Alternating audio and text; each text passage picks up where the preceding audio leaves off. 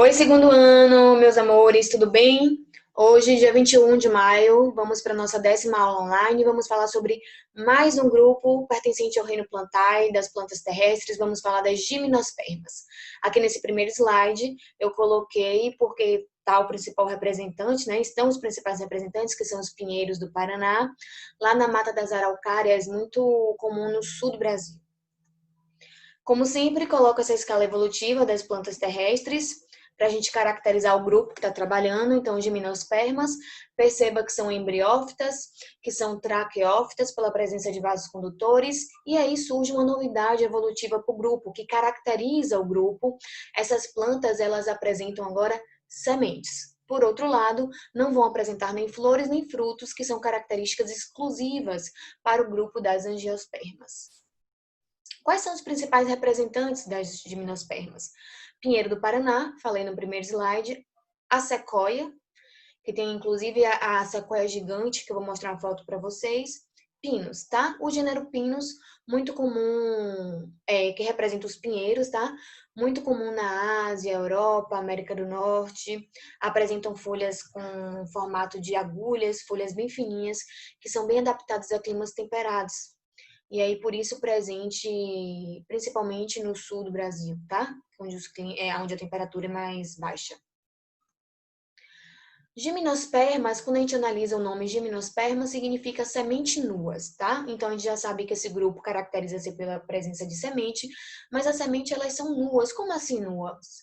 As sementes não estão envolvidas pelo fruto. A gente vai ver que nas angiospermas, a gente vai ter o fruto, e dentro do fruto, as sementes. Para as gimnospermas, as sementes não estão envolvidas pelo fruto, e por isso que diz que as sementes são nuas. Então, esses grupos apresentam algumas características, como são vasculares, presença de xilema e floema. Os órgãos vegetativos são verdadeiros, né, como raízes, caules e folhas. Não apresentam flores nem frutos, como eu falei. E é o primeiro grupo, prestem atenção nisso, é o primeiro grupo que vai apresentar semente, é uma característica, né, que caracteriza o grupo, e além da semente, o grão de pólen, que nada mais é do que o gametófito masculino. Nós vamos ver isso mais à frente. Todas essas características, além dessa novidade evolutiva, permite a conquista desse grupo no ambiente terrestre. Então, a fecundação agora não vai ser mais dependente da água, a gente já tem uma independência da água a partir do grupo das gimnospermas.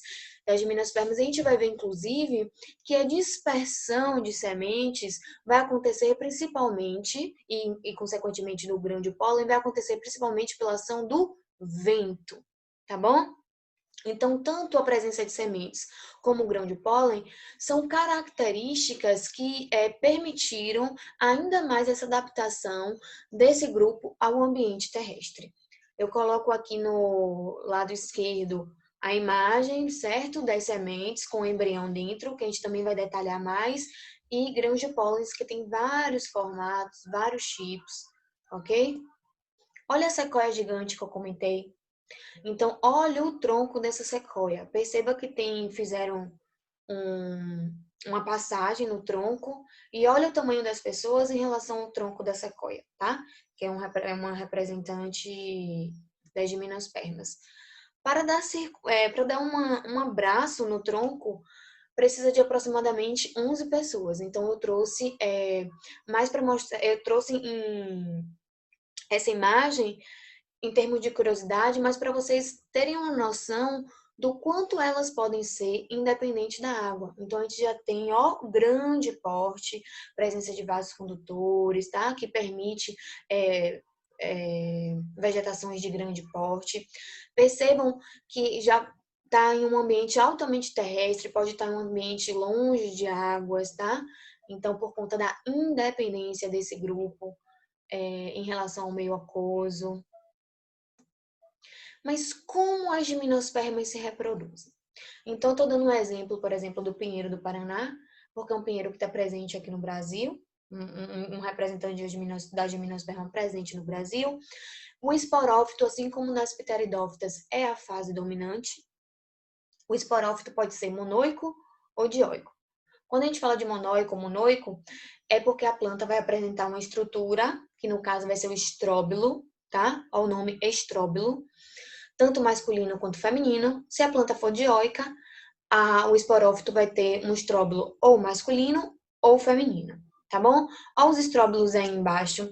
Percebam que o estróbilo feminino difere do estróbilo masculino, tá? O estróbilo feminino é maior do que o estróbilo masculino. Esses estróbilos, o feminino, tá?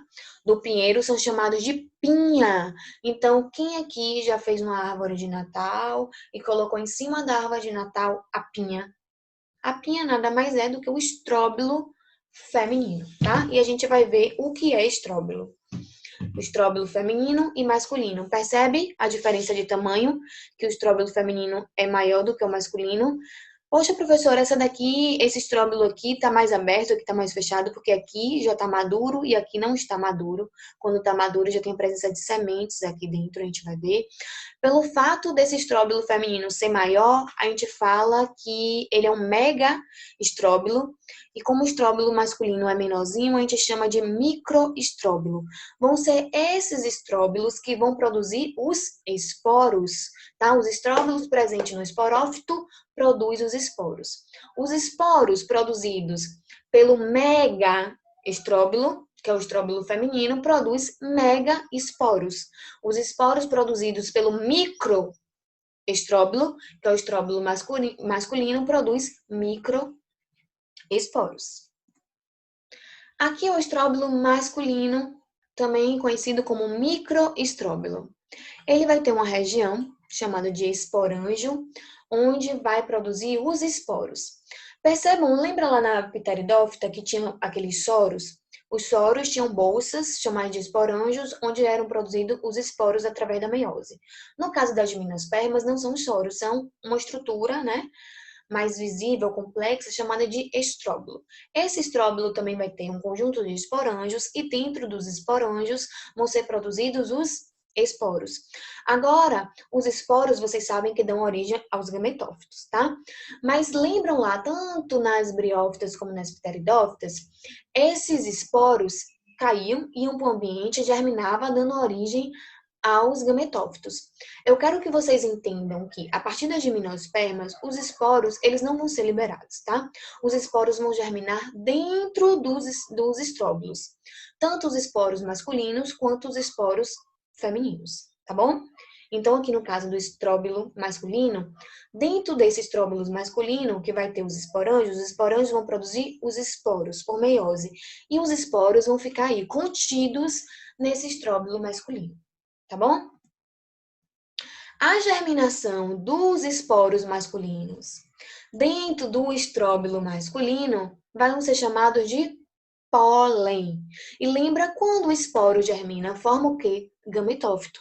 Então, o grão de pólen nada mais é que o gametófito masculino, tá? Não, gente, parece confuso porque tem vários nomes, mas se vocês entenderam briófitas, se vocês entenderam pteridófitas, vão entender gimnospermas também. Se esporo, germinação de esporo dá origem a gametófito, o esporo, no caso, né, produzido no estróbilo masculino, ele vai ser germinado, vai ser mantido ali mesmo, ele vai dar origem ao pólen, uma estrutura chamada de pólen. Então, esse pólen, ou grão de pólen, nada mais é que um gametófito masculino. Resumindo, então aqui está um esporófito, no caso o esporófito masculino, 2N diploide, que vai ter uma estrutura chamada de estróbilo, ou microestróbilo, porque é menor em relação ao estróbilo feminino. Esse estróbilo masculino vão ter os seus esporângios, suas bolsas, que vão produzir o quê? Os esporos, através da meiose, tá bom? Esses esporos vão ser germinados dentro do próprio estróbilo masculino. Esses esporos vão dar origem, então, ao gametófito masculino, chamado grão de pólen. E como é a estrutura desse grão de pólen? Então, esse grão de pólen, ele vai ter duas células, uma célula chamada de generativa ou reprodutiva e uma célula chamada de tubo. Essa célula que vai dar origem ao tubo polínico, tá? Além de uma estrutura alada, que parece duas orelhinhas aqui, ó. Então, isso daqui, a célula generativa com a célula do tubo, é o gametófito masculino, tá? Que é o grão de pólen. Mas, ó, essas duas estruturas aqui que parecem uma orelhinha, o conjunto dessas estruturas é o grão de pólen. E para que essas orelhinhas, para que essa estrutura alada? Porque facilita a dispersão desse grão de pólen pelo vento, tá bom? Principalmente pelo vento. Animais podem fazer a dispersão. Nós, seres humanos, né, somos animais, mas nós, seres humanos, quando tocamos numa planta, a gente pode carregar o grão de pólen para outros locais. Então, existem várias maneiras, vários dispersores, tipos de dispersores e maneiras de como dispersar. Mas, no caso do grão de pólen, o grande dispersor, no caso, vai ser o vento, tá? E a estrutura desse grão de pólen, que é um gametófito masculino. Ó as estruturas aladas aqui, ó. Tá vendo? Que permite, como se fossem orelhinhas, que vai permitir uma maior dispersão. Então, vai ter também a célula do tubo, que vai dar origem ao tubo polínico, que a gente vai ver que vai ser a estrutura que vai entrar em contato com o gameta feminino. E a célula germinativa, ó. Essa célula germinativa nada mais é, germinativa ou reprodutiva, vocês vão encontrar esses dois nomes, tá? Nada mais é que o gameta masculino. Não é o gametófito masculino que produz o gameta masculino? Então, no caso com o grão de pólen sendo um gametófito masculino, ele vai produzir um gameta. E qual é o gameta masculino? É essa célula aqui, ó. E cá, esse gameta tem flagelo, como os anterozoides lá nas briófitas e pteridófitas? Não. E nem precisam ter esses flagelos, porque não vão precisar de água para fecundar a osfera. Tá bom? E o estróbilo feminino, presente no esporófito feminino. Então, aqui, esse estróbilo feminino, eu falei que é chamado também de pinha, tá? Que muita gente usa em decoração. Quando a pinha tá fechadinha, é porque a pinha tá imatura. O estróbilo feminino tá imaturo. E quando a pinha tá aberta, aqui tá cheio de semente, ela tá madura, o estróbilo feminino tá maduro. Esse estróbilo presente no esporófito feminino tem seus esporângios e dentro dos esporângios, que são bolsas de esporos, vão produzir o quê? Os esporos, através da meiose. Esses esporos produzidos, eles vão ser chamados de megaesporos, por quê? Porque vieram de um mega estróbilo, tá bom? Os esporos femininos, eles vão germinar dentro dos estróbilos femininos e eles vão formar o arquegônio. O que é o arquegônio? Uma estrutura que vai dar origem ao quê? Ao gameta feminino. Então, vai formar esses esporos femininos germinam, vão formar o arquegônio, que dentro do arquegônio vai ter o gameta feminino chamado de osfera. Olha aqui os esporos, chamados de megaesporos. Perceba que tem um esporo maior e tem esporos menores. Esses esporos menores, eles costumam se degenerar. São megaesporos degenerativos. E esse megaesporo maiorzinho é que vai ser o esporo funcional. É ele que vai germinar dentro do estróbilo para formar o arquegônio. Olha o arquegônio aqui. E dentro do arquegônio vai ser formado o gameta feminino chamado de osfera. Então, esse arquegônio, certo? Com osfera, vai ser o quê? O gametófito feminino. E o gametófito feminino, ele foi originado a partir do quê? Dos esporos femininos. Só que esses esporos femininos germinaram dentro do próprio estróbilo feminino. Não precisou liberar esporos para o ambiente. Ele foi germinado dentro do próprio estróbilo feminino, tá bom? Então, eu fiz um resuminho aqui, assim como no esporófito masculino, estou fazendo um resumo do esporófito feminino para vocês entenderem melhor. Então, a gente tem um esporófito, uma planta 2N feminino, tá bom? Vai ter uma estrutura chamada de estróbilo feminino ou megaestróbilo, porque é uma estrutura maior. Então, tem a parte madura e a parte matura, tá? Dentro desses estróbilos tem os esporângios. Os esporângios são bolsas de esporos, ou seja, vão formar os esporos. Esses esporos têm nome? Tem. Megaesporos, porque são esporos maiores, porque são esporos que vieram dos estróbilos femininos. Como são esses esporos? Esses esporos, eles têm formatos, têm tamanho diferente, têm tamanho diferente. Tem um maior, que é chamado de megaesporo, né? Que é o funcional. E tem um megaesporo menorzinhos que vão ser degenerados, tá? Esse maior, ele vai germinar e formar o quê? O gametófito feminino. E o gametófito feminino, que vai estar dentro do estróbilo feminino, vai dar origem ao arquegônio, que é uma estrutura reprodutiva que vai formar o gameta feminino chamado de osfera, tá bom? Vamos entender esse ciclo de vida, já que a gente detalhou os nomes e o que acontece em cada estróbilo feminino e masculino, agora a gente vê como um todo o ciclo de vida, como essas plantas vão se reproduzir. Então, eu peguei aqui uma araucária. Então, essa planta ela está sendo dioica, tá? Sexos separados. Aqui a gente tem o estróbilo masculino e o estróbilo feminino, tá bom? Percebam que a parte dominante é do esporófito, para as gimnospermas. Então, o estróbilo masculino, eu vou ter um microestróbilo com um microesporângio. Dentro desse microesporângio, eu formo microesporos, não é isso? Pronto. Esses microesporos germinam. Fora no ambiente ou dentro do próprio estróbilo, Quando eles germinarem, eles vão dar origem a duas célulezinhas, que é a célula germinativa e a célula polínica, tá bom? Mais essa estrutura alada aqui, ó, que vai auxiliar na dispersão, que eu falei que parece as orelhinhas. Essa estrutura em conjunto é o quê? O grão de pólen, que nada mais é que o gametófito masculino. Então, esses microesporos deram origem ao gametófito masculino, que é o grão de pólen. Quando eles se desenvolvem, essa célula branquinha aqui, que é a célula polínica, ela cresce, ó, cresceu e formou o tubo polínico. O que é que tem no tubo polínico? As células espermáticas ou germinativas, tá bom? Que são o quê? Os gametas masculinos. Vamos para aqui? Pronto. Vamos agora aqui para o estróbilo feminino, chamado de megaestróbilo. Vão ter megaesporângios, bolsas com esporos. Então, vão produzir megaesporos. Esse esporo produzido dentro do próprio estróbilo feminino vai dar origem ao gametófito masculino, que vai formar a estrutura como arquegônio, e dentro do arquegônio vai ser formados os gametas femininos chamados de osfera, tá bom? Ó, veio pra cá. Osfera aqui, olha o arquegônio, e tudo isso daqui é o quê? É o gametófito feminino. Pela ação do vento, de outros animais, como o ser humano e outros animais, esse grão de pólen tem a capacidade de chegar até o esporófito feminino, mais precisamente o estróbilo feminino.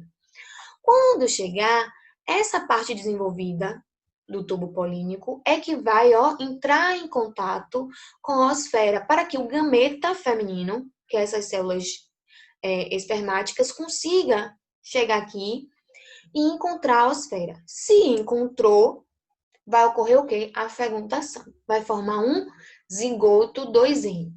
Esse zigoto, ele vai ficar onde? Ele vai ser abrigado aonde? Dentro do estróbilo, feminino, certo? Porque lá dentro tem um gametófito feminino. E é por isso que as plantas terrestres são embriófitas, porque o embrião se desenvolve dentro do gametófito feminino, tá? Esse embrião aqui, o embrião aqui, oriundo das células espermáticas com a osfera, ele vai estar envolto pelo endosperma primário. O que é o endosperma primário? É o próprio gametófito feminino. Porque esse gametófito feminino que vai nutrir, que vai fornecer água e nutrientes necessários para o início do desenvolvimento, do embrião, tá? Toda essa estrutura aqui do estróbilo, tá? Maduro, vão formar o quê? As sementes, que é a união do embrião, do gametófito feminino, tá bom? Vai formar o quê? As sementes. As sementes vão estar aqui nesse estróbilo feminino. Quando as sementes estão maduras, elas crescem e elas vão se afastando uma da outra. Por isso que a gente tem aquela pinha aberta, tá bom? Então, essa semente chamada de pinhão é ela que vai, para o ambiente, vai germinar e se desenvolver e dar origem ao quê? A um esporófito. Ou um esporófito monóico ou um esporófito dioico. Se for dioico, vai ser um esporófito masculino ou um esporófito feminino. E dessa maneira começa todo o ciclo. Percebam que o ciclo de vida da gimnosperma já tem mais detalhes. Já é um pouco mais diferente, né? É mais complexo um pouquinho das pteridófitas e das briófitas.